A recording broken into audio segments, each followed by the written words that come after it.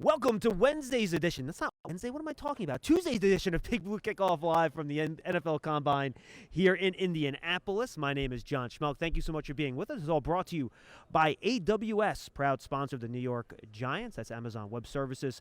Thank you so much for being with us again. A very busy show coming your way today on Big Blue Kickoff Live. We'll be with you from 3 to 4 p.m. today. The rest of the week we are from 12 to 1, so make sure you put that on your calendar and make sure you come and check us out. To start today's show, we're going to play back the best bits from both the press conferences of Joe Schoen and Brian Daboll. Then we're going to have Tom Rock join us from Newsday to talk about what they discussed today at the podium. We're going to have Kyle Krabs from the Draft Network to talk about draft prospects. And then we're going to have Tony Pauline to close out the show with us to talk a little bit about our new draft season podcast and this draft class in general.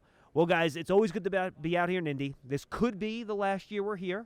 Next year, it will be one of 3 different places, either Indianapolis, Dallas, or L.A. They have yet to decide that. I expect that decision to come sometime in May.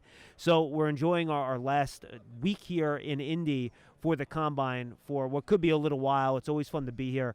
We've had all the pressers from the general managers and coaches coming your way today. Later in the week, starting tomorrow, we're going to have all the draft prospects. We start the quarterbacks, wide receivers, and tight ends. Then we get the offensive linemen and running back. Then the big guys up front on defense, the defensive linemen and linebackers, and then finally the defensive backs speak on Saturday. So stay tuned all week long. We're also going to have a bunch of Giant Huddle podcasts up as well. Jordan Reed from ESPN, Dane Brugler will have as well. So make sure you stay tuned all week. And we'll have Daniel Jeremiah, by the way, from NFL Network on Big Blue Kickoff Live coming your way tomorrow. That's Wednesday again at noon. All right, let's get to it. We had Joe Schoen and Brian Daboll at the press conferences today here in Indianapolis.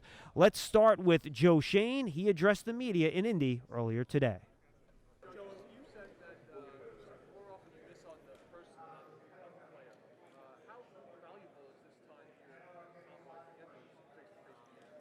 Yeah, that's part of the reason I'm excited to be here, because we went through 2 weeks of meetings in February, and I was around some of the players at the Senior Bowl Thursday and Friday. We were able to do some interviews, but there's some players I just haven't been around. I haven't talked to them. I haven't had any interaction with them. So the fact that we're back here at the Combine, we get those 45 interviews where you get them for 20 minutes. It's been a great opportunity to get in front of the kids and talk to them and really get to know them. And I think that's really important. And we'll continue to do that through March and April as it leads up to the draft. But that's definitely a priority of mine, to get around as many players as I can.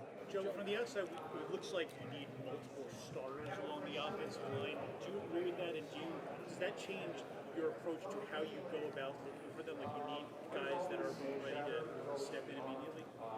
I think we have 5 healthy offensive linemen right now on the roster, so you're correct. So yeah, again, there's several holes that we need to fill, and again, through any avenue we can, free agency, trades, drafts, college free agency. You got to remember, there's 2 classes of basically the college draft. A lot of kids went back to school last year with the COVID year, so maybe there's a surplus of college free agents that can make your team. So we're going to look at every avenue that we can to upgrade the roster, and offensive line is included in that.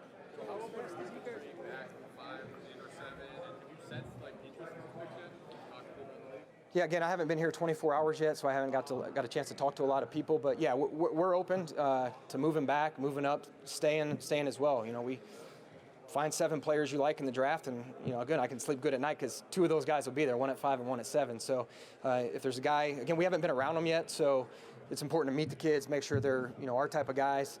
And once we do that, if we come up with 7 that we like, I'm happy staying. If there's a guy we fall in love with, I'm not afraid of moving up, and I'm not afraid to move back. So we'll be open for business.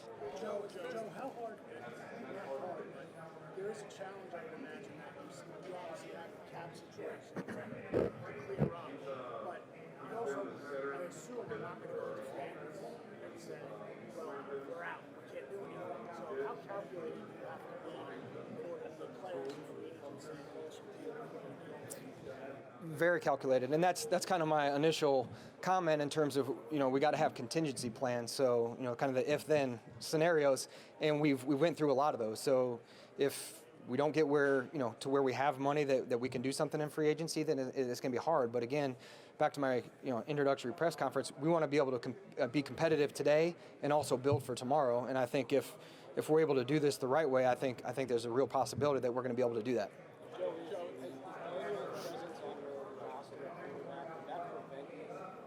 draft quarterback this year? Are you evaluating this current quarterback class as a Absolutely. I think you got to do that every year. I think you're always going to evaluate the quarterbacks. It's been suggested, Joe, that maybe this isn't the best year to have a top 10 pick. I know obviously you had the 2 picks up there. What's your level of confidence that whether you stay in those spots or you use them for something else, that you can make the most of the value if it's not as strong as say last year's top 10?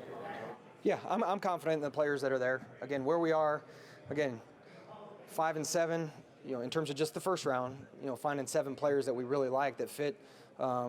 Position specifics, critical factors, and the type of football makeup and the type of character we want to bring in our building, then I'll sleep good at night. If it's too high to take a guy or whatever it is, that's fine. What I care about is what the people think in the building, and we'll do our due diligence and make sure, regardless, whether it's a deep draft or not, that we'll find somebody that we like and will be able to contribute for us. That's Giants General Manager Joe Schoen at the podium here in Indianapolis a little bit earlier today. A couple things that he mentioned that was not in that clip very quickly. He talked about basically he wouldn't go as far as to call anyone untouchable. He did say there were probably some guys that he wouldn't trade, but he said he was opening to conversations on pretty much any player on the roster. If players, someone would call him and talk to him, he talked to anybody, that he's very open to how to go about his business here. Also said that some of the roster moves that are going to be essential to get under the salary cap, those could come sooner rather than later over the next couple of weeks leading up to free agency, maybe even sooner than that, so we might see some moves there. He said he's being very deliberate and calculating in how he's clearing that cap space, so you're not hurting the roster too much this year. He still wants to compete this year and try to win, but also help the roster in the future. So he has a lot of contingency plans in place where, well, if we can do A, then we do B, but if we can't do A, then maybe we do C. So he was very specific about that. Said right now Daniel Jones is the starting quarterback, but obviously he thinks the backup quarterback is a very important position. I thought that was an important note that he had. Asked about his offensive line evaluation, talked about how, first of all, his generic, smart, tough, dependable thing. That was something he pointed out, but also, wants to have that athleticism there. And also kind of like that same type of attitude, which I think is important too, where there are intangibles with the offensive line position, character, so that whole group can work together to make the offensive line play well. They're going to be patient on the Daniel Jones fifth-year option, probably get way up close to that May deadline before they make a decision on that. So those are really the most important notes from Joe Schoen's press conference. I also invite you guys should go check out, we are gonna, if it's not up already, it'll be up shortly, the video of the Joe Schoen Q&A. That's up on Giants.com and the Giants app. Make sure you guys go check that out. There's more information from him. He took questions from fans on the phone, via YouTube and via Twitter. Make sure you guys go check that out as you get later in the day. All right, now let's take a look at what head coach Brian Daboll said at the podium earlier today when he addressed the media.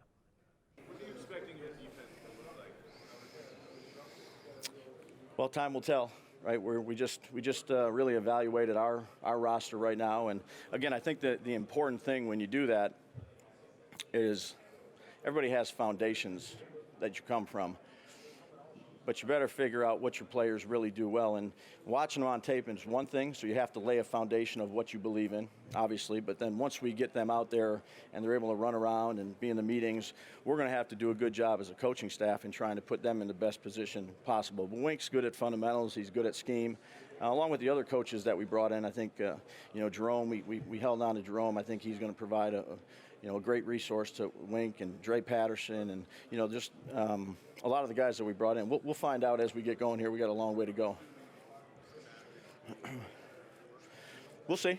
Yeah, we'll see. I mean, look, it depends on who we have and what we draft and who we see, but this game is played so much in sub-package nowadays and nickel defense and dime defense, so there's not a lot of fullbacks out there anymore or two big tight ends. So, look, I think he's always been multiple. I think that's one of the things that we liked about him.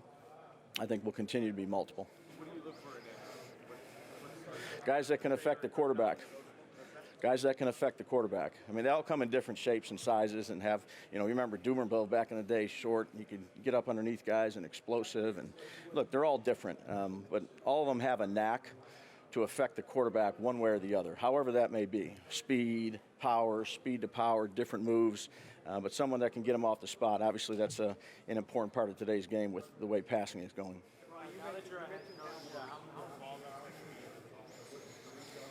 Yeah, I'm going to try to be involved with all the areas, offense, defense, the kicking game. It's hard once you grow up in I worked on defense when I was younger, and then obviously been an offensive coach for a while. But again, I think collaborating with the guys on offense, I have a lot of confidence in Kafka. That's why we hired him. He was a tremendous interview. Really is smart. Obviously went to Northwestern, played the quarterback position. Really did a good job in Kansas City. And, we hired Groh from Indy that was at Philadelphia, and a couple of the guys that came from Buffalo. So, again, it's much like the conversation we talked about with Wink. And we're going to have to do a good job of figuring out what our guys do well. I think that's the most important part as a coach, figure out what they do well and try to let them do it. We'll get to there. I think we met this morning over at the where we met last night with the players, and we're just laying the foundation now. But, again, have a lot of confidence in Mike. And once we get to that point, I'll let you guys know. I don't know. I've never been a head coach and called plays, so I don't know that answer yet. Coach, what's your philosophy with your running back? You have a guy like Barkley, the mindset you got to spell that guy. Well, I think if you have good players, you try to get the ball in their hands as much as possible, whoever that may be, a running back, a tight end, a receiver. Saquon's a good player for us, and we'll do our best to try to put him in good position. That's Giants head coach Brian Daboll at the podium earlier today, and we had to keep the bald theme going between Daboll and myself, so we bring in the one and only Tom Rock. How are you, buddy? Good, John. How you doing? I'm doing great, man. It's good to have you on. They stole my shampoo coming through TSA on my way to Indianapolis. I don't know what to do.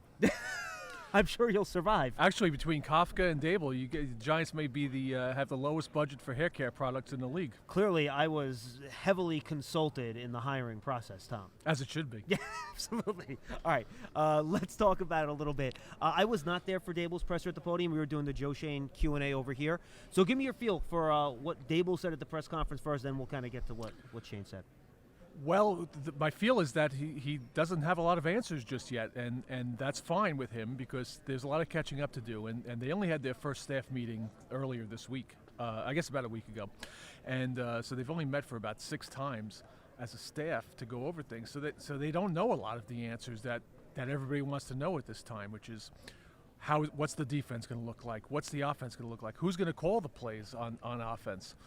They haven't gotten to that yet. They're still taking baby steps. You have to crawl before you can walk, as Brian said at one point there. So I think that they're pretty far behind in terms of where where other organizations are that have had stability. But that's pretty common, I think, for a new regime.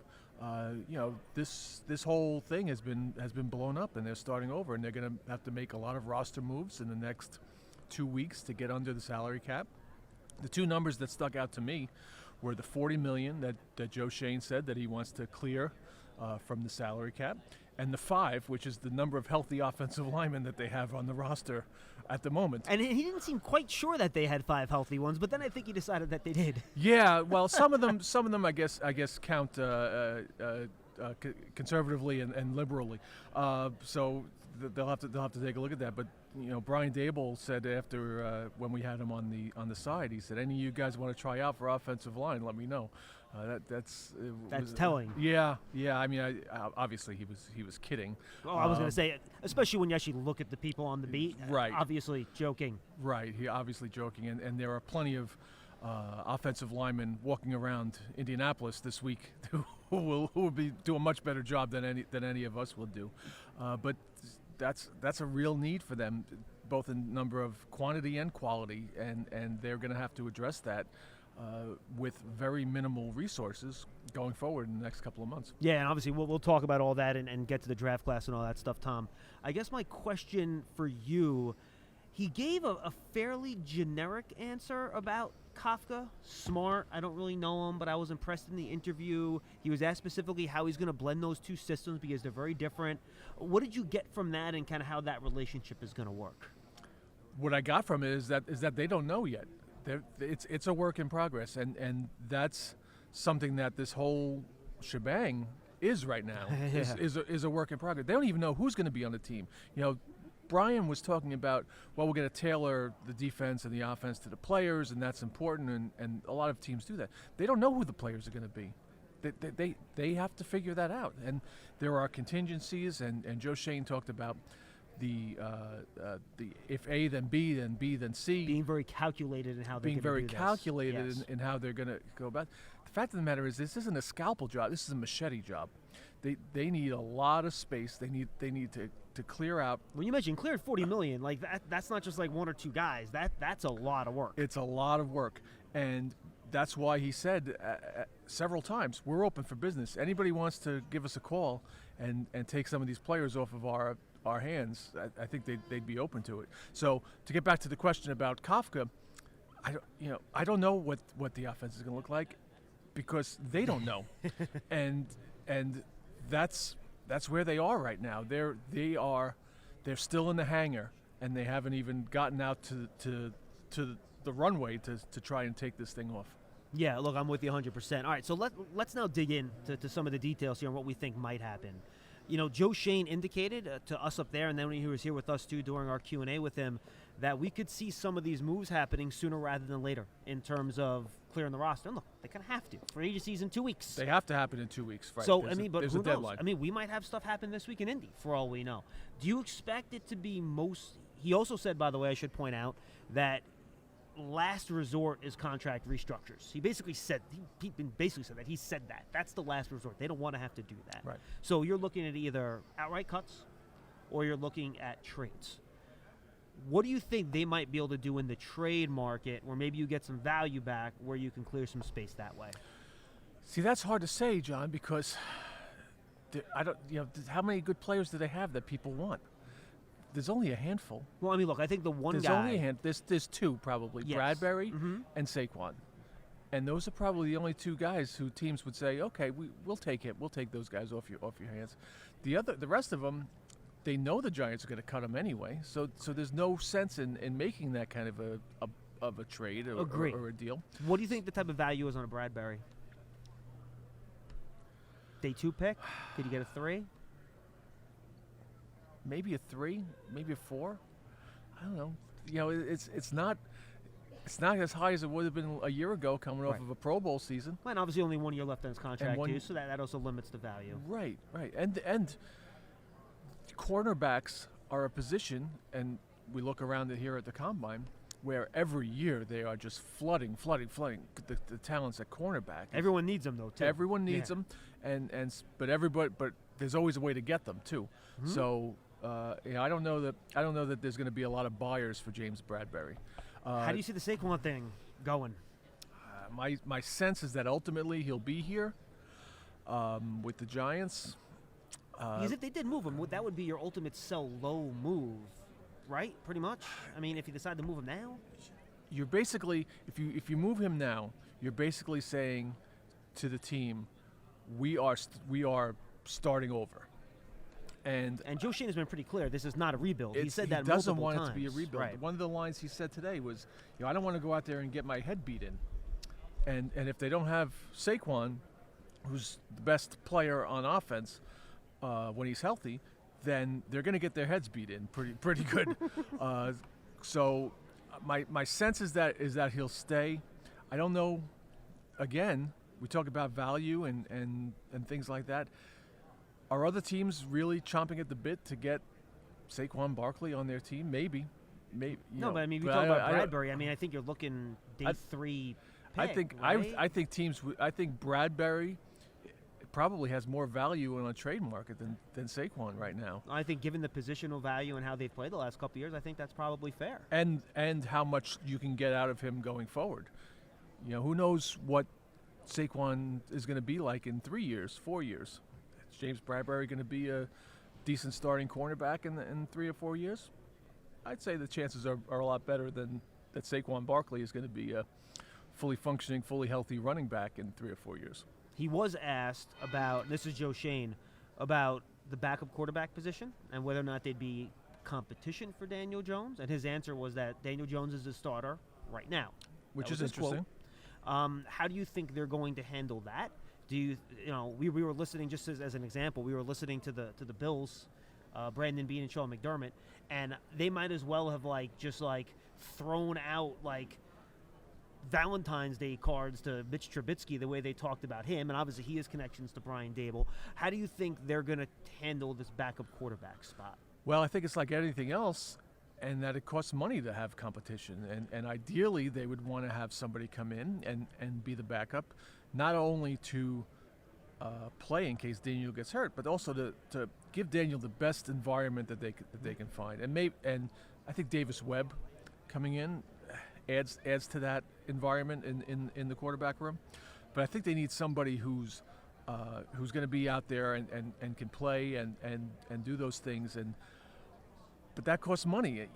It's not cheap. And right now you're talking about very limited resources, as we've said multiple times, in terms of the salary cap, in terms of the way things are structured. It's hard to find that guy. Normally it would be easy. You say, yeah, and I think Mitch Trubisky is probably a little bit higher of a level than what the Giants would ideally want there. Probably somebody like an Andy Dalton, not this year, but Andy Dalton or Ryan Fitzpatrick, Sure. one of those types of guys, I think would be perfect for what the Giants are looking for. Those guys cost, $1 million plus. I mean, just example. I mean, just look at how much Marcus Mariota got to be Derek Carr's backup, right? Exactly. He got almost 10 for a year. So, yeah, I mean, when it comes to the cap, just the way they're going to have to allocate these resources is going to be tricky, and that brings us back to the offensive line, right? First of all, you have to use draft picks on offensive linemen, right? Because you don't have the money. But at the same time, you don't want to throw out like 4 rookies with Andrew Thomas, because then you're not going to be able to evaluate your quarterback. So you almost have to clear enough money to at least bring in 1, maybe 2 veteran offensive linemen, and then you add 2 a different way. How do you think they're going to try to allocate those resources to help fix the line? I think it's going to take time. I think we're going to be a week and a half, 2 weeks into free agency before they get to that, because they're not going to be at the top of the market. They're going to be at the part of the market that where guys are a little bit more desperate and willing to take 1-year prove-it deals, willing to take veteran minimum deals. 2 of their starting offensive linemen may not be with the team until training camp starts. That's a reality, because they're not going to be able to throw money around like they did the last time they got a new general manager, and they said, okay, we need an offensive lineman, and they tried to get one, and they wound up getting Nate Solder and making him the highest paid. At no point during the next 12 months are the words highest paid in the league and the New York Giants going to be associated in the same sentence. So that's just not going to happen. So you're gonna have to be creative and find the dregs and whip them into shape. It's not going to be pretty for the fans, because you're going to be hearing names and they're going to say, well, he's a loser, he stinks, he's terrible, he's never amounted to anything. That's the market that the Giants are in right now, and you got to kind of, turn it into chicken salad. And that turns the pressure up, right, to say, well, then you have to draft one at 5 or 7, right? But what happens if 2 or 3 guys are off the board 1 through 4, which, by the way, is not an impossible scenario. Like, that could be how this draft goes. It's absolutely how it could go. And you look at how the Bills built their offensive line. They did it without first-round picks. It was mostly second, third, undrafted guys. One of the things that Joe Shane said a couple of times that I thought was interesting was that this is sort of a double year in terms of players. So a lot of the guys had stuck around for an extra year because of COVID. Super seniors. And so you have a lot larger of a pool. So there's going to be potential players who will go undrafted. There's still the same number of draft slots, but you have the pool is much larger and much deeper. So I think that you're going to be looking later in the draft more than earlier in the draft. You certainly, if one of the first top 2 guys is there at 5, they're going to run the pickup there and your top 2 being Neal and Equanu, I assume. Yes. After that, I think you sit back and you wait, and maybe you trade back to the late in the first.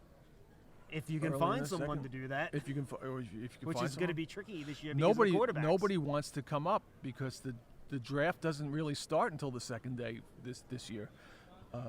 That's just the way the talent is broken down. There's not a lot of guys who make value for value on the first round. One of the things that Joe Shane did say was, I'm not worried about overvaluing people, because the pick you are is the pick you are. So he's not going to say, well, this guy wouldn't have been a 5th overall pick 2 years ago, 3 years ago, last year. he's a 5th overall pick this year, that's what he is. You have to pick the best guy that's left, right? That's just sort of what you're stuck with.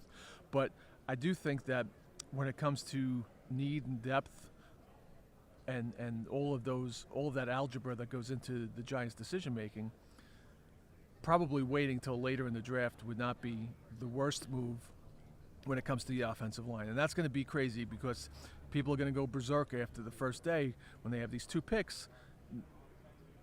Whatever they do with them, and they don't come away with an offensive lineman, and they still have only 5 healthy ones, people are gonna go crazy.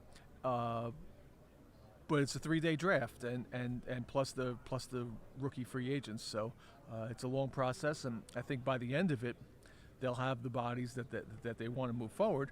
It's also a 3-day draft, and it's a 3-year plan too, so there's going to be some time, and there's going to be more resources certainly next year that they can go out and supplement what they've started with this year. Final question, Tom. What's your gut then? Like, what do you keep an eye on? Who are the players that you're thinking about right now at 5 and 7? I know we're before the season's even started here, and I know you're not a guy that's pouring over draft prospects, but from what you talking to people, what are the names that you're watching that you think could be available realistically and could be a fit that makes sense for the Giants? Well, I like the edge rusher, Thibodeaux. Thibodeaux, right? I think that answers a lot for them. I think that if you do get rid of Bradbury, if in one way or another, you got to replace him. So you're gonna have to find a corner. Safeties, I think, are very strong, and I think the Giants liked having safeties. And then I think you look at what Wink has always had in Baltimore was those strong linebackers in the middle, and do you have one of those now? I don't think so. I mean, Blake's a good player, but he's coming back from an ACL, so you're not quite sure what you're going to get there. I think you got to look for like a captain, sort of middle linebacker, Antonio Pierce guy in the middle who can be the Bart Scott or the Ray Lewis of those Ravens defenses. Tom, good stuff. Newsday, where else can they find your stuff? And do you want to pop the book too? Yeah, sure. Miracle Moments in New York Giants history is out there. There haven't been a lot of them lately, unfortunately. So the book is still in date, even though it's about a year and a half old. Awesome. Tom, great stuff, man. Thanks, appreciate John. it. Tom Rock from Newsday will be back with Kyle Krabs from the Draft Network right after this. And the crowd into it from an amped-up MetLife Stadium. Jones keeps it for the touchdown! Giants fans, secure your seat today for only $100. Limited seats available. Call 1-888-NYG-1925. This is a program that's been in existence for a number of years. It's really exciting to see what these kids have overcome and how they inspire the people around them. On behalf of Hospital for Special Surgery, USA Football, and the New York Football Giants, I'm here to present you the Harlot Giant Award. Congrats, man.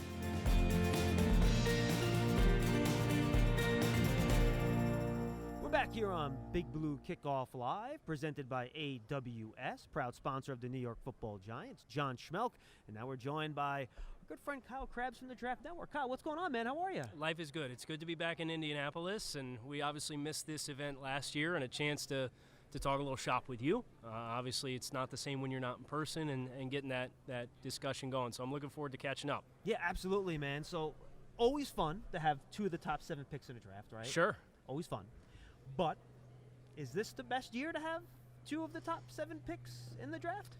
So what I do think is interesting is as we look at this draft class, there are some blue chip players. And I do think that the Giants are going to have an opportunity based on positional value to get a swing at 1 or 2 of those blue chip caliber prospects. So who are those guys for you? So we really like Evan Neal and Equanu at offensive tackle. And that's in discussion at 1, and we'll see what happens if the Houston Texans trade Laramie Tunsil. That could open up the door for both of those tackles coming off the board.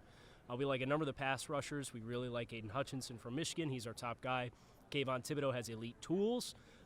Even at the corner position, I got 3 guys that are graded right there as that top 10 valuation. Sauce Gardner, Derek Stingley, and then Andrew Booth from Clemson is a guy that our collective group is very, very high on for his physical tools. I don't predictively think he's going to go in that range, but Gardner and Stingley are guys you consistently hear top 12 buzz on. So I think as long as you're not reaching for a need or drafting a quarterback, you're going to get really good players. And Kyle Hamilton might be the best prospect I've evaluated personally since I started doing this stuff in 2013. Really? He's phenomenal as a football player, and I think the safety position, teams are starting to catch up a little bit to the value, and this is not a Jamal Adams type situation where this is a guy who can contribute in coverage at a really high level. But the fact that you're seeing so much of a trend towards two high safeties now to kind of prevent the explosive plays, this is a guy who can line up at 12 yards of depth and fit the run and make the tackle 2 yards past the line of scrimmage. Like that kind of range in the run game while being able to line up against and play physical against tight ends, but have the movement skills to cover slot receivers and play too high and potentially play single high free safety in high post, that level of versatility is unmatched. And when you're looking for a more you can do player, Kyle Hamilton, for me, checks all those boxes. He's a phenomenal player. So you think even at 6'3", 230, he can cover slots? I see the movement skills that he puts on display, and that was a big question for him coming into this past year before he got injured. Yeah. And you saw the ball production that was there and his ability to play some man-to-man, and I think they gave him a little bit more of that this past year. He answered those questions for me. You know, I wasn't ready to make the proclamation that I just made. This is one of the best prospects, if not the best prospect that I've evaluated since 2013 entering into the season. He was very clearly a top-tier prospect. But for me, he provides answers for every conflict that every defensive coordinator across the league is going to be faced with in today's NFL. And that's invaluable in my eyes. All right, let's say Equanu and Neal are both gone, which at this point I think seems somewhat likely, depending on how they both test. And I think we both expect both those guys to test kind of off the charts this week. So they're only going to help themselves. How big of a dip is it for you to your next offensive lineman? Yeah. Who is that guy, and how many guys are kind of in that mix? Yeah, so if you're ignoring positional value, I really like Tyler Linderbaum, the center from Iowa. But I can't justify drafting a center in the top 10, especially when he's 290 pounds. He's probably going to come in this week around 290, 292. He could be scheme specific. Yeah, I think he's one of those Shanahan wide zone system type players. So you have to factor that into account, and that's why we put him into tiers. I look at Charles Cross from Mississippi State. He might be the best pass protector out of all the offensive tackles in this year's class. I agree. Trevor Penning blew me away at the Senior Bowl with just how tenacious he was. I thought he played that opportunity perfect to kind of answer the level of competition questions for him. Wouldn't be surprised if Sauce Gardner comes off the board and he's in consideration for Baltimore at 14. So, like, you're talking another top 15 caliber pick. Would I draft him at 5? No. But if you are committed yourself to fulfilling a number of needs through these top 2 picks in the top 8, and Carolina takes Charles Cross at 6, and you have those other 2 offensive tackles off the board, like, Trevor Penning, I think, has an outside chance to be there and be somebody who makes sense. I really like Zion Johnson at guard. I think he's my top interior offensive lineman, and he's played left tackle for Boston College. He snapped at the Senior Bowl, and he played guard. So that level of positional versatility is what really, I think, for me, moves the needle as a 320-pound guy who I think can play in gap power concepts. I think he can play in zone concepts. Again, kind of the same thing with Kyle Hamilton. It's the more you can do. I think there's universal appeal for him because if you need a left guard, you need a center. If you get somebody hurt and you need to push him out to tackle to get through a game, he's shown he can do those things. You have him ahead of Kenyon Green, huh? Yes. Kid out of Texas A&M? Yeah. Why? I think Zion is a little smoother. I think Kenyon has better raw power. Okay. And so if you're looking for a guy who's going to play vertical, climb off of double teams, create push on the A level of the defense, and then spill into the lap of linebackers, Kenyon Green's probably going to be more your flavor. But I think about Boston College, and they ran a lot of zone concepts, and no one rushing system in the NFL now is pure gap or pure zone. But I just think Zion Johnson gives you better opportunities to get your best 5 offensive linemen on the field and get better combinations, whereas Kenyon Green I don't think has the kind of positional flexibility to fulfill the same number of different spots that Zion Johnson is. But again, it's your individual team criteria is going to be different team by team. And let's talk about that with Charles Cross, right? Because I agree with you. I watched probably the top 7 offensive tackles, and I agree. Best pass protector by far. Yep. Great kick, good sets, keeps guys in front of him and he anchors. He checks all those boxes there. Yep. So why do you think NFL teams aren't viewing him as a top 10 player? Is it the fact that he's just never in a three-point stance and they don't run there? It's only 1 year of production. What do you think is holding some teams back with Charles Cross from putting him into that top 10, top 12 area? I think playing in Mike Leach's offense does not help his cause. That was something that Andre Dillard, everybody fell in love with his feet, sweet feet kind of offensive tackle. Well, it turns out he's soft, right? And that kind of creates that stigma about that position. I don't think Charles Cross is soft because I'm watching him against guys like DeMarvin Leal. And he's anchoring in those situations really, really well. But the challenge for me is that air raid defense creates so many three-man fronts where that defensive lineman that's lined up over top of you is on that inside shade in that 4-eye alignment. He isn't in that 7 or 9 technique. Right. Yeah. You're not getting that outside pressure.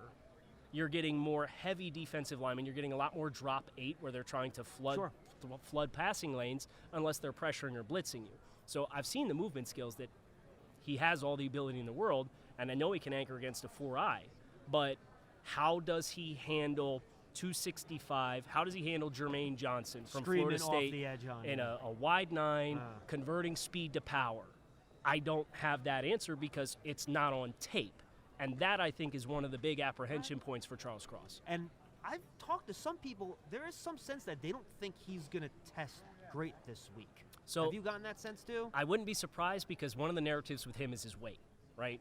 So if you stack on weight because you want to weigh well, and you compromise your athletic ability because you want to check a certain box to weigh a certain amount when you get through your weigh-ins. What did he play at this year? He was floating around 300, 305. But I remember he probably thinks, teams want me to be 320 because I'm an offensive tackle. 315. Right. Yeah. So I wouldn't be surprised if he checks in at like 310 plus. I wouldn't be surprised if he doesn't meet that expectation because that would tell me he's added a little bit of weight. Because I remember when he played in 2020, he was like 290. Was he that light? Yeah, he was in that like that okay. DJ Humphreys when he was at Florida before he transitioned to the Arizona Cardinals and added some weight. And it took him a couple years to transition. So it's kind of just a parallel as far as a player who was considered in the same general range and spectrum as who they are as players a couple years ago. Interesting. I'm probably higher on Kayvon Thibodeaux more than others, and I think it's probably because of the way I watched him in order to catch up. Because, during the season, I can't watch anything like you guys, so I'm trying to catch up. So I basically watched, for all 3 of his years at Oregon, I watched all of Thibodeaux's sacks, quarterback hits, and pressure. So I watched all the good stuff to see how he wins, right? I'm seeing him win with length. I'm seeing him win with bend on the edge. I know he's not like Chase Young flexible, but he can bend well enough. I see him win with power. I see him win with hands. Like, I see him check all the boxes, right?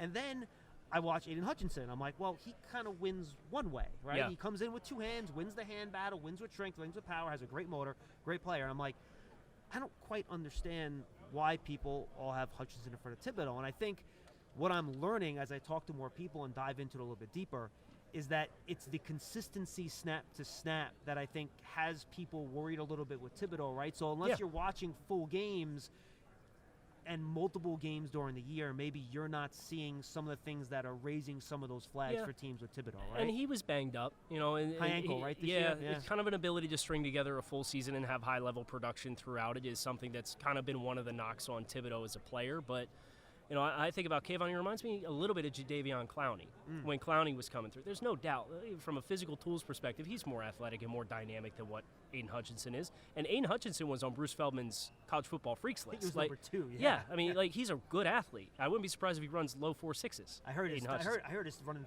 3 cones better than Quiddy Payton last year, which is ridiculous. Yeah. So Aiden Hutchinson is going to test it well, and he's going to be in the 260s, and he's going to take care of that narrative for himself. But Kayvon, you look at it, especially the usage at Oregon, and they had a new defensive coordinator this year. His role evolved where he was more of a outside linebacker this year versus in previous years where he spent more time reduced down in the B gap, in that 4-eye alignment that we were talking about with Charles Cross on the other side of the football and what he was facing. And folks, just so you understand what he means by that, they'll line up on the inside shoulder of the offensive tackle, so you have much less room and space to use speed off the edge, which makes it tougher on the defensive end to get pressure, easier on the offensive tackle to protect. Yes, and Kayvon's 250, right? So, that's a player, and I think about Jadeveon Clowney and how he was used with the Houston Texans when he was at his highest point. On running downs, they would kick him inside from time to time and let him play the run and utilize his length and explosiveness to reset the line of scrimmage and make sure he was winning the point of attack. I saw some of that with Kayvon Thibodeaux. Now, Clowney's heavier, too. He's like Yes. 270, 275. Yes. So that's my question with Kayvon is it's like, okay, are you going to play him in that role? Because if you are, you got to put weight on him. If you're not, then he's going to be more of what he was this year as a true outside pass rusher. But I think that's the better fit for him, right? Given it his is. size profile? It is. But one of the things that we've consistently seen with the league from year to year to year, especially recently, is they seem to value much more than the public eye and the outside eye, not the guys who can run under the table at full speed, right, where they can really generate that horizontal bend, dip the inside shoulder, Dip and and turn that corner at a super high angle with speed. They covet guys with heavy hands who can collapse offensive tackle sets, win with power, and reduce those angles.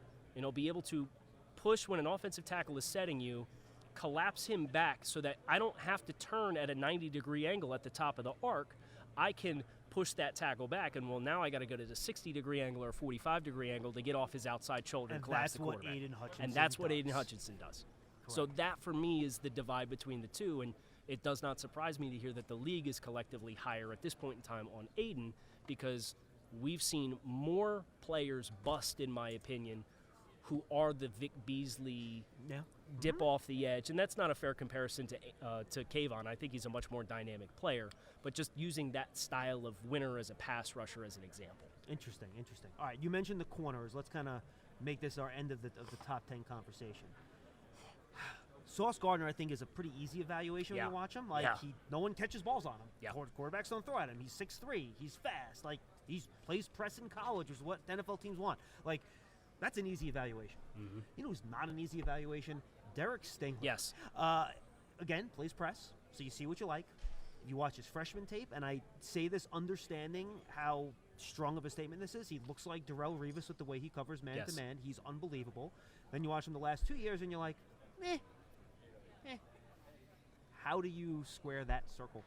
So I'll start with Sauce because Sauce for me was the guy who, in my opinion, got the Darrelle Revis treatment this year where teams are coming out offensively and they're putting whoever Sauce is taking in assignments and they're putting him on the backside isolated one-on-one and they're putting him outside the numbers and we're saying we're just getting you out of the play. We would rather play 10-on-10 than have to worry about you being a part of the formula here. Right. And I'm sitting here laughing because of these splits are ridiculous how they're just trying to remove him from the equation the way that they did. And I agree, the concern with him is transitional quickness and being able to turn and run and what his long speed is. So those are the things but he's so long and so good in press coverage. You think testing for him is going to be pretty important? Yeah, I think if he meets expectations and he runs low 4 or high 4.4s, he's going to be fine. Yeah. And I think he's got a realistic chance of being CB1 because he's strung together the most consistent resume. Sure. Like, as you mentioned with Stingley, I mean, you have to grade the player for what he's shown he is on tape. And from a talent perspective, you don't forget how to play the game of football. He's a phenomenal talent. But for me, I have him and Sauce Gardner from our scoring scales out of 100. We have them tied. The tie is going to go to Sauce Gardner because he doesn't have those questions as far as where has this version of you been the last 2 years? Have you just been trying to get through without becoming significantly injured? How banged up, if you have legitimately gotten banged up, has that taken a toll on your body? We don't know those things. We haven't seen a lot of him play, and when we have, it's been okay, like you said. So you grade him on the traits. He's very clearly an elite physical talent, so I graded him as such. But if it came down to A or B, I'm taking the guy who doesn't have those questions. No question about it. All right, 2 more quickies, big picture. Is this a much deeper draft because of the super seniors? Are you going to get better players here in round 4 and early round 5 than you would in a normal year? Yes. I mean, we've stacked 380 players, and we got guys with 4th-round grades that are available, in the 160s. Whew. Yeah, there's a lot of good players. So trade down if you can is what you're telling me.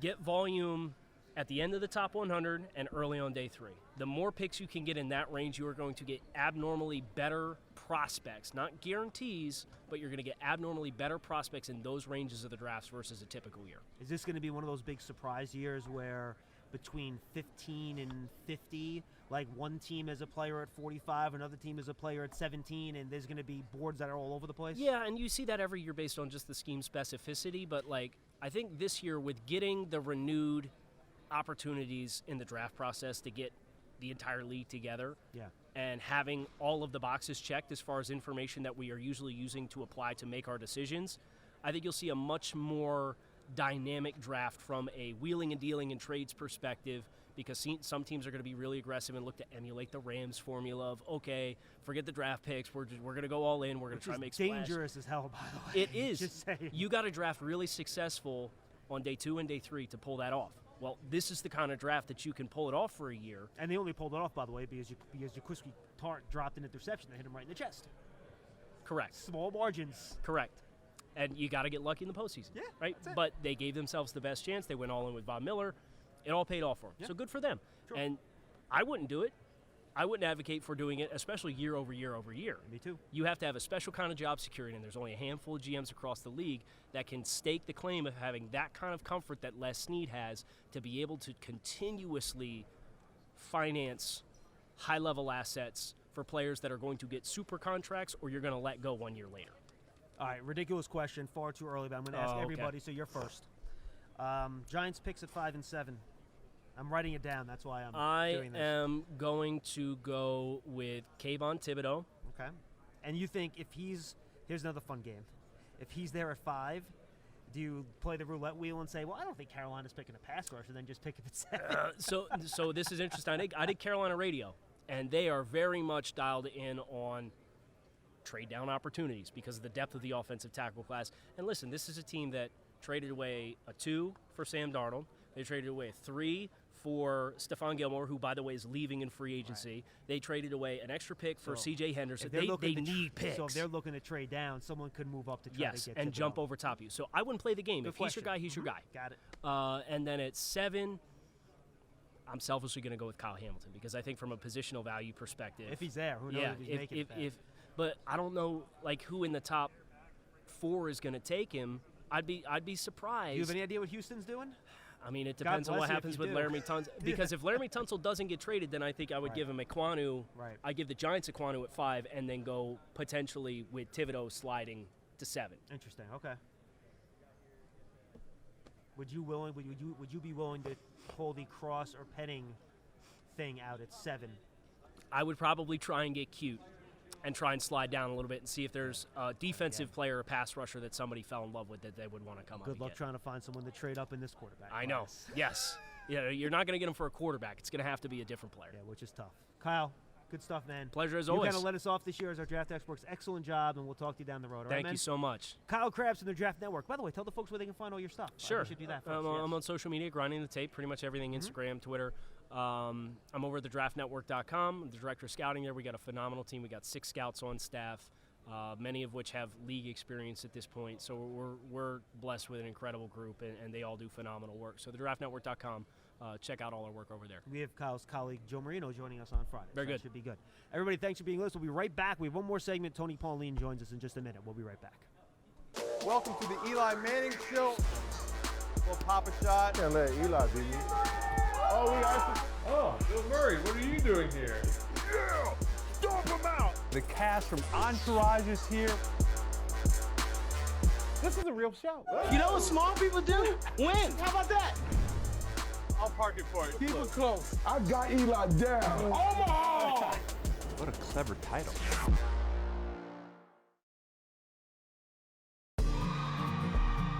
This is a program that's been in existence for a number of years.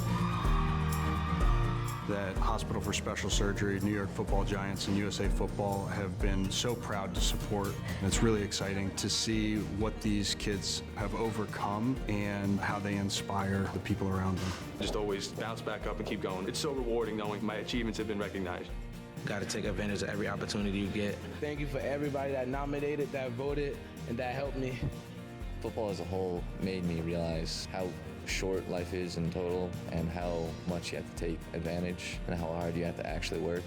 On behalf of Hospital for Special Surgery, USA Football, and the New York Football Giants, I'm here to present you the Harlot Giant Award. Congrats, man. I have a Harlot Giant.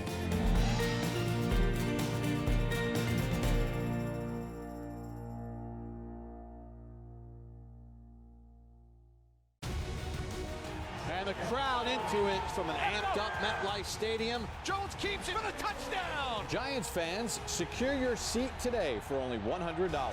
Limited seats available. Call 1-888-NYG-1925. This is a program that's been in existence for a number of years. And it's really exciting to see what these kids have overcome and how they inspire the people around them. On behalf of Hospital for Special Surgery, USA Football, and the New York Football Giants, I'm here to present you the Harlot Giant Award. Congrats, man.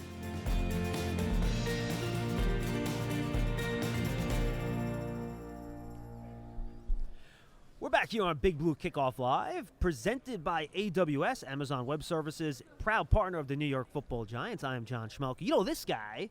He is Tony Pauline. He's been joining us for years here on Big Blue Kickoff Live. And, of course, he is co-host of our brand new podcast, along with myself and Eric Crocker, of The Draft Season. Make sure you guys go check that out.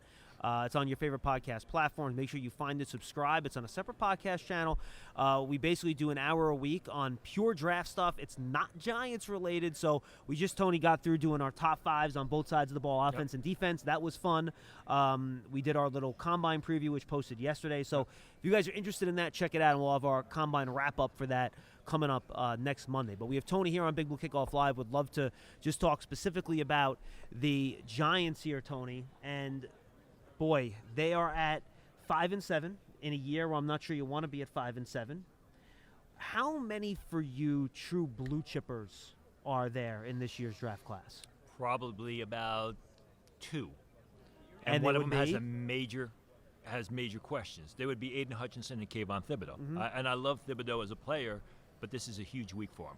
Not from the testing point of view, but from the interview point of view. Yeah. Because I continually hear a lot of negative things about Thibodeaux, which I don't like to hear that. And by the way, he's number one on Tony's board, so he's not killing him. He loves Thibodeaux. And this is from Thibodeaux's people as well. There's major concern there.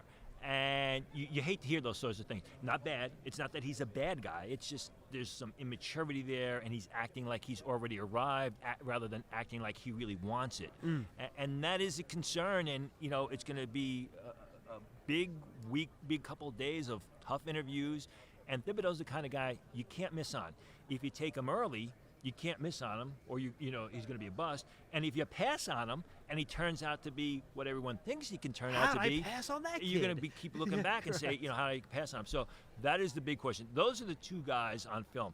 I mean, I like Ajabu a lot. I like Ahmad Gardner a lot. I like Derek Stingley a lot. There's a lot of defenders at the top of this draft. And, as how about Neal and Equanu? I like Neal. I don't know he's a pure left tackle. Mm-hmm. I think he's more maybe a right tackle. Some people say with that build he moves into guard. I think with somebody like that, you always try him at left tackle. You see if he can handle it, and then you make your decision. Do you think his weight is very important this week when he checks in at? Or do you think people are that concerned about that? He's not supposed to work out this week. From what I'm he's going to weigh in, though, right? He'll weigh in, but he'll really, weigh in again. Neal's not going to work out, That was the word as of yesterday. That was the word as of I missed yesterday. that while we were traveling. Got to check me on that, but that's what I heard as of yesterday. People expect that if he did work out, he was going to, do unbelievable. He was number one on Bruce Feldman's Freaks list. Well, you just got to remember, I mean, that season ended late.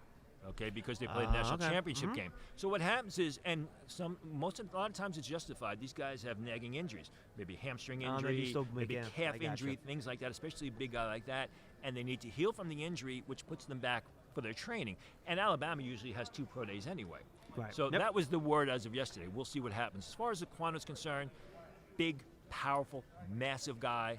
Again, I like him better at right tackle. He's my number 1 guard right now because he's a nasty masher. I got to say, I feel like I got a lot of room here because we're missing somebody.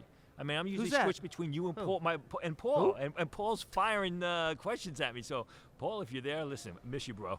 Yeah, the Paisan energy is at an all-time low right here, but Tony's trying to make up for it as best as he can. All right, so what names and players should Giant fans really be keeping an eye on this weekend for potential targets at 5-7? Well, maybe a pass rusher, but I think they got to figure out where they stand with Azeez Ojulari. Okay, because Ojulari had some fantastic moments last year. And now you need more than one, by the way. Well, you do, but again, from an outside perspective, it just seemed that the coaching staff was, again, the former coaching staff was not too high on Ajabu, or it just didn't seem to be in his corner. I think this coaching staff has to figure that out. As far as other pass rushers, talked about David Ajabu of Michigan, who I absolutely love. I think he's an explosive guy. I think there are aspects of Ajabu's game that project better to the NFL than Aiden Hutchinson. I think he's a better athlete. He's more explosive. He just plays with a natural violence in his game. Plus, you can use him off the line of scrimmage. You can use him in pursuit. I think Ajabu is going to be a better athlete. He's going to test better than Aiden Hutchinson. And room to grow, because he hasn't played football an awful lot either, right? And people can say, well, is he a one-year wonder? You know, what happened? Mm-hmm. And remember, I mean, Michigan had a great defensive coordinator last season who's now with the Baltimore Ravens, who scooped them up, okay? And that whole Michigan defense, so you've got to solve that question. You know, you've got to come up with that answer. Is this guy a one-year wonder, or is this what we're going to get from him, you know, all the way through? Maybe George Karlaftis. And then I think any of the offensive linemen that could fall to the Giants would be a good addition to help protect Daniel Jones, to help add a necessary piece to that offensive line. Even if Neal and Equanu are gone, would you go into that next tier or no? No, I want the top two guys. No, okay. Because I think when you start talking to the next team, maybe that's Charles Cross. Mm-hmm. Giants have a good left tackle. I don't like Charles Cross at right tackle. I think Charles Cross, when you watch him play, he doesn't bend his knees. I've never once seen him come out of a three-point stance playing in that Mississippi State offense, which is an aerial attack. Not for Mike Leach, no. Okay. You know, Trevor Penning, I like a lot, but that's way too early for Trevor Penning. I mean, if you trade down with one of those selections, as they did last year, then maybe you draft the Trevor Penning in the 20s, and you slide him over the right tackle. Boy, you are going to give Giant fans agita if they walk out of those 5 and 7 with no offensive lineman, Tony. I'm just warning you. Like if Paul Dottino was here, he'd be grabbing your arm saying, Tony, but you got to protect the quarterback. Yeah, well, but Paul didn't like Andrew Thomas when I talked about him a couple of years ago. So, listen, the fact is you got to. This is a good tackle draft. Right. Okay? So you don't have to take one at 5 and 7. And everybody talks about, you know, the first round. The draft is 7 rounds for a reason. You can get good players in day 2. You're going to be able to get some Abraham Lucas, Tyler of Washington State, Tyler Smith of Tulsa. Those guys are going to be available in day 2, and those are guys with legitimate starting possibilities in the NFL. So it's not you don't have to get a tackle, you know, in the first 7 picks. And the fact is, these guys are good. Evan Neal and Equanu, you know, they just don't blow me away. I'm a left tackle guy. They just don't blow me away. They're really good, but you can be able to get a good player at the position later on. And same for edge, right? I mean, this is a pretty deep edge class. Like, if you want to go get the Giants with their pick at the top of the 2nd round, you're going to have a choice of a few guys there that's probably going to be pretty good. Potentially, or trade down. I think Jermaine Johnson is going to go in the 1st round. I think I don't think he's making it to round 2. And Trayvon Walker, I think, when you watch the film, and I'm told that Trayvon Walker is going to really work out well. Will be top 5 in every category. He's probably going to run in the 4.6s. But still, again, you can get a good guy to complement or help Azeez Ojulari, depending on how they feel about him. Yeah, I think that'll be interesting. You mentioned the corners very quickly. How do you compare this group, Sauce Gardner, Derek Stingley, to, say, the group last year, the kid that went to Denver, who's Surtain, and J.C. Horn? Right. Last year's group was much better. There are a lot more questions about this year's group. Okay. I think... What are the questions with Sauce? The ability to make plays with his back to the ball. You know, Getting he does his head a lot around. of face guarding. You know, we talked about this with DeAndre Baker. You remember playing the receiver's hands. He doesn't do it that bad, and he has improved, but he still has a ways to go. And their tape is actually kind of similar a little bit. You're not wrong about that. And he doesn't do it nearly as good as the guys from last year. Right. J.C. Horn, who was terrific at it, and Patrick Surtain, who was good at it. So I think that Surtain and Horn were much more NFL ready compared to Gardner, who there may be some bumps in the road. Gardner's big. I expect him to test well. He is physical. He's outstanding when he's facing the action, but I think there may be more bumps in the road than there were with the other 2 guys. And Horn, we got to wait because he had the injury last year. Absolutely. Anybody else that you're really excited about, Tony? You could dig deep, or just guys that Giant fans should kind of keep an eye on this week, where, you know, maybe at some point it should pique their interest to know about these guys. Yeah, well, I like Chris Olave, but I'm sure the Giants aren't going to go in that direction. Roger McCreary Roger McCreary of Auburn, the corner. Do you think Olave is definitely a 1st-round pick? I think when all said and done is yes. How about McCreary? Depends on how Booth does. I think it'll be between him and Booth for the. I think he should be a first-round pick. He's got exceptional ball skills. He's got it going on between the ears. You watch him play. He's explosive. Slot only? No, I think he playing outside. I mean, there's questions about the length. There's questions about the arm length as well. The slot. Yep. But the fact is, you watch him play, and you can see the guy knows what's going on. The guy's always on the receiver's hip out of breaks. He doesn't have problems making plays with his head, when he's not facing the action with his back to the ball. I think he's, except for the fact that he's going to be under 6 foot tall and his arms are going to be under 30 inches, everything else screams potential starting in the NFL. All right, Tony, it's an unfair question. I don't care. I'm asking it to everybody, and I'm writing down the answers. Okay. Giants picks at 5 and 7 this year. Who you got? I think number 5, they're going to take the NC State offensive lineman. Okay. And I think at number 7, George Karlaftis. Okay. I think Ajabu will be off the board. Really, you think Ajabu's gone at 7 I already? think he's gonna. I think people are just going to watch this guy and fall in love with him. You can't unless he lays an egg here or in pro day, which I don't expect him to do. Right. I think he's going to go a lot earlier than people expect. So your feel then, the first guys off the board are still in your. Because then a lot of people say Thibodeaux might be dropping here a little bit. We'll see. He could be. See. So you think that if he's there at 5, you think the Giants have to run to the podium for him at 5 if he's there, or would you think about Equanu over him? Depends on if and I hate to use the word character because people that brings up bad connotation. If everything off the field how about football character? Why don't we say that? Well, that's it. Yeah. Listen, Thibodeaux right now is drawing comparisons to Vernon Gholston in the sense that, like I said, he acts like he's already arrived and he's going to make his money and that's it. And Quentin Coples, ironically, 2 players drafted by the New York Jets who turned out to be major busts. There's going to be a lot of figuring out on Thibodeaux here at the Combine, and there's going to be no right answer until we see what happens once the ball kicks off in the NFL. So, but the fact is this, when he's on the field, when he's hitting on all cylinders, when he's at the top of his game, he's unstoppable. I mean, he's I hate to say this, Lawrence Taylor type player. Stand him up over tackle, monster pass rusher, can get up the field, flatten, chase in pursuit. I mean, the top of his tape, you're just like, wow. I mean, this guy is it. See, now we should be really happy Paul Dottina's not here. You just compared somebody to Lawrence Taylor. I didn't say he was. I said he's that type of player. He's that type of player. He would be jumping through Of course he would. Right Beating now. me over the head with that camera. Yes, absolutely. Final thing. So, who are the guys that you say, based on your intelligence, and no one's more locked in than Tony with agents and teams, right. Who are the guys that are definitely, in your opinion, not going to be there when the Giants get to 5? Who are the guys that Giant fans should just stop even thinking about? Right. I think Aiden Hutchinson. I would have said Derek Stingley. I'm not so sure about that. Right. The only one you can say right now, with any surety, is Aiden Hutchinson. Do you think there's actually a shot that Evan Neal could be there? I absolutely do. Interesting. I absolutely Okay. do. I mean, Kyle Hamilton, you think could be there too? For safety value?